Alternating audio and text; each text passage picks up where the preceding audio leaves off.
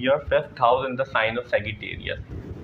The positions of planet you are watching on whiteboard, it sets according to 6th of June. And on the basis of 6th June, we are predicting for whole month because Moon is very fast moving planet. Moon changes sign in 2.5 days.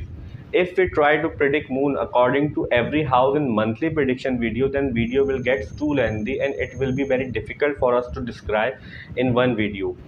But here we will try to make you understand how can you judge your moon's transit in your chart easily.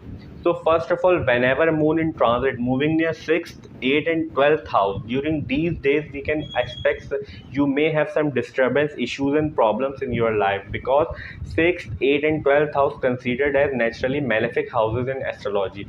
Somehow problem, disturbance and issues are always associated with that houses. And moon is very sensitive and delicate planet. Moon gets influenced very easily from negative